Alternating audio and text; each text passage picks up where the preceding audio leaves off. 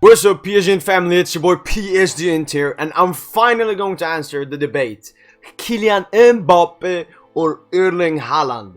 This debate has started and been around for like 3 seasons now, but it will continue to be with us for a very long time. Very similar to Cristiano Ronaldo versus Lionel Messi. But I'm here to answer it, go into every detail, possible detail, to find out who is the better player, who has had the best career so far, and who will be the better player in the future. These are the career stats of Kylian Mbappe and Erling Haaland. Mbappe has played many more games, has many more assists, but Haaland's goal ratio is astonishing. It's just scary to see. But what I want to see from Kylian Mbappe and Erling Haaland is we're going to talk about them not in the league, because they have played in the Bundesliga and Liga, and 2 different leagues first of all, and 2 leagues that I don't know, many people don't consider to be the greatest leagues out there. So we will mostly look at their Champions League stats, because they're playing the same competition, yes, for different teams. I mean, Dortmund are a much weaker side than Paris Saint-Germain, but we can still see what they do individually. As I said, Kylian Mbappe and Erling Haaland have started off their UEFA Champions League careers in such a bright way. If you look individually, their numbers compared to Ronaldo and Messi is nowhere close. Mbappe had the record for quickest, youngest player to reach 25 UEFA Champions League goals. Haaland just broke that, being 23 days younger, I believe. So it's a very neck and neck race here between Kylian Mbappe and Erling Haaland in the Champions League. These are their Champions League stats. Kylian Mbappe, yeah, again, has played many more games, has more assists. That goal ratio by Haaland is crazy. That is crazy. Him as a goal scorer, just unbelievable. But I want to look at their first season, which is their breakout season. Let's start with Erling Haaland. Scored 10 goals and 1 assist in 8 games for Borussia Dortmund and RB Salzburg. These were his goal contributions. We had 5 goals and assists against Genk, 1 goal and assist versus Liverpool, 3 goals and assists versus Napoli, and 2 goals and assists versus Paris Saint-Germain. So you can see here, it's very nice from Erling Haaland. But if you compare it to Kylian Mbappe, first of all, when you look at the stats, you see 9 games, 6 goals, 0 assists. You're like, alright, this is worse off. But Mbappe actually played, first of all, less minutes than Erling Haaland this in his breakout season. But he did it. He did nothing in the group stage, where 8 out of 9 out of the 11 goal contributions for Haaland came. He did it in the knockout stages against 3 big sides. He did it against Manchester City, when Monaco dramatically kicked out Pep Guardiola from the Champions League. He was the main man versus Dortmund. 3 goals and assists, and that celebration at the Westfalenstadion is a epic cold picture.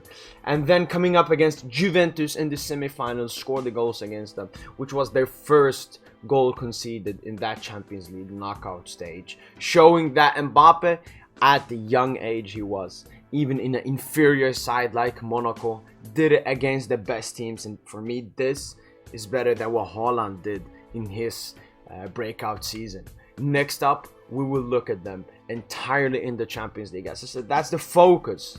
Because that's the same competition Erling Haaland and Kylian Mbappe has played in. So these are the best memorable performances from Erling Haaland. It's the same ones from his breakout season, and you add 5 goals and assists versus Sevilla. But you cannot compare this to Kylian Mbappe, who has done it against the biggest and baddest sides across Europe. 4 goals and assists against Barca, 2 goals and assists against Real Madrid, 2 goals and assists against Bayern Munich, 3 goals and assists against Dortmund. He has done it against the best sides, scoring against Bayern, Real, Barca, Juventus, Manchester City, Liverpool.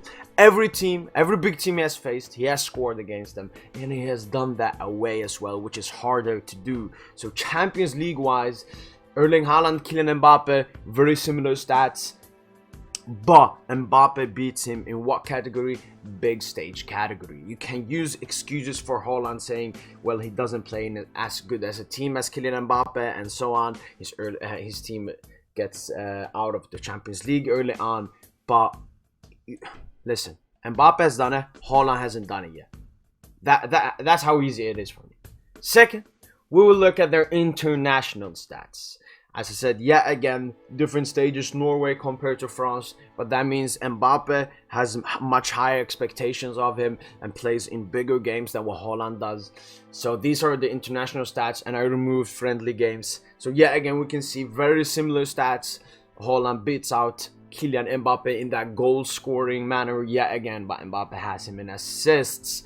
But as I said, we cannot compare what they have done for their international team, because Kylian Mbappe, 2 goals and 1 penalty won against Argentina in the round of 16 in the World Cup, and then scoring in the final, becoming the youngest player since Pelé to do it.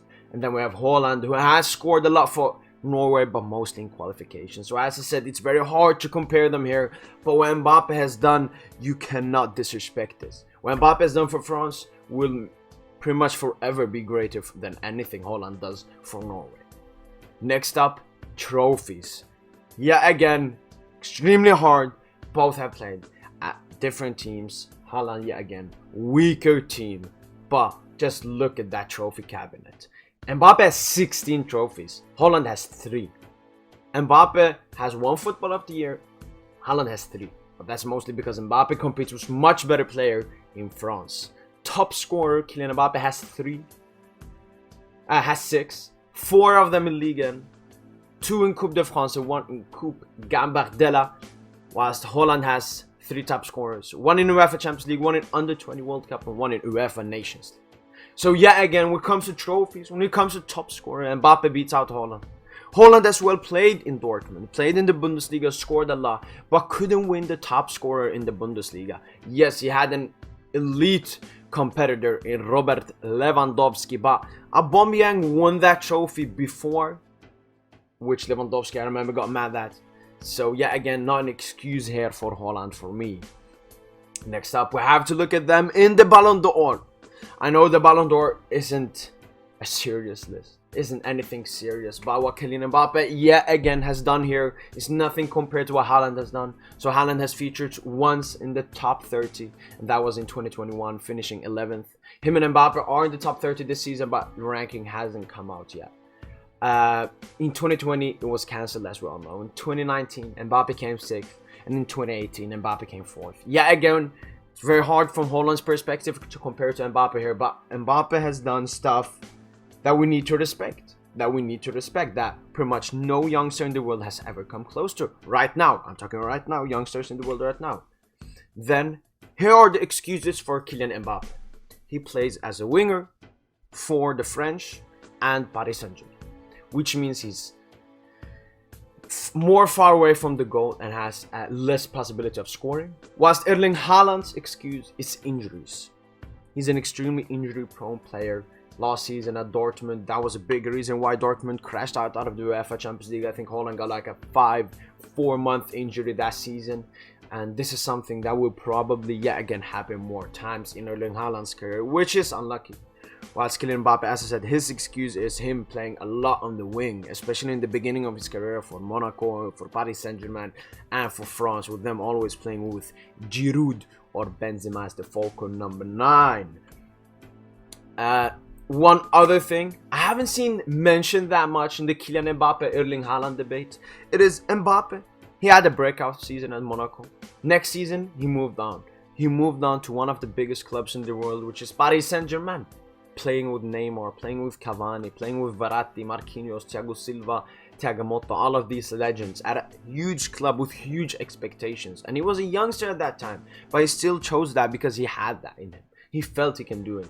Whilst Erling Haaland had a lot of sides across Europe after him, probably Paris Saint-Germain, Real, Barcelona, Manchester United, Manchester City, Liverpool, but he chose the easier option, which was moving to Dortmund, because there he could evolve as a player better. Yeah, again, you see, very similar, but Mbappe chose the harder route. So when you look at him having more trophies and everything, and I'm using the saying, oh, Haaland played for a worse team. Yeah, but he chose that. He chose to go to a lesser team with far less expectations, with far less likelihood of winning trophies, because he wanted that for his own development. Whilst Kylian Mbappe felt after that Monaco season, he was ready for the big stage directly. So yet again here, mentality for Kylian Mbappe wins. These are prime seasons of Kylian Mbappe and Haaland in their career. Mbappe was last season 2021-2022 career season, whilst Haaland was the season before that, 2020-21. And when you look at the stats, very similar. Haaland adjusts Mbappe in scoring, Mbappe adjusts Haaland in assists. And their goals plus assists minus penalty kicks is very similar. One other thing is Haaland also takes penalties for Dortmund and Norway, which Mbappe doesn't. So yeah, another excuse why maybe Haaland exceeds Mbappe in goals a lot of times. But you have to look at the underlying numbers as well from that season. If you look at passes, Mbappe made much more long balls, much more shot creating actions, much more successful dribbles, much more, and carries much more, which shows that Mbappe, it's not about goals and assists, it's everything. It's team involvement. It's team involvement. So when Haaland doesn't score, what does he really do? When Mbappe doesn't score, he really does a lot of stuff. That's this thing for me. And when you look at the eye test, Mbappe he does more in the field. He does more for the team he plays for, whether that's the France national team or Paris Saint-Germain. He can make runs, he can make dribbles, he can make 1-2s. Whilst Haaland, he's a penalty box merchant. Elite merchant, not taking anything away from it. But I would say this is very similar to Cristiano Ronaldo and Messi debate. Messi can do more than Ronaldo, even though Ronaldo's elite what he's doing. Same with Haaland. Haaland is elite what he's doing, but Mbappe just has much more to his game. And that's why my answer to this debate, it's Kylian Mbappe. I know I'm a Paris Saint-Germain fan, but I'm trying to be as unbiased as possible here. And I think that Kylian Mbappe has had a better career so far, is the better player, and I would think he will end his career as a better player than Erling Haaland. Of course, we don't know what will happen in the future, but looking at everything, Kylian Mbappe has just achieved so much in early stage. It will be extremely hard for Haaland to compete with that, especially if Kylian Mbappe adds, for example, a Ballon d'Or or a Champions League early on as well. But this debate will go on, as said, for the upcoming 10 to 15 years, who knows. Kylian Mbappe versus Erling Haaland. But for me, it's very easy to see who's the better player. I would say it's Kylian Mbappe. Not that they're away from each other. Both are elite players, but Mbappe is the better player. Make sure to comment down below what you think. Is it Kylian Mbappe? Is it Erling Braut Haaland? And guys, do you like these 1v1s? Should I do more? Let me know in the comments. Make sure to like this video to show support to the PSGINT YouTube channel. Make sure to subscribe to the PSGINT YouTube channel. And as always, allez, Paris!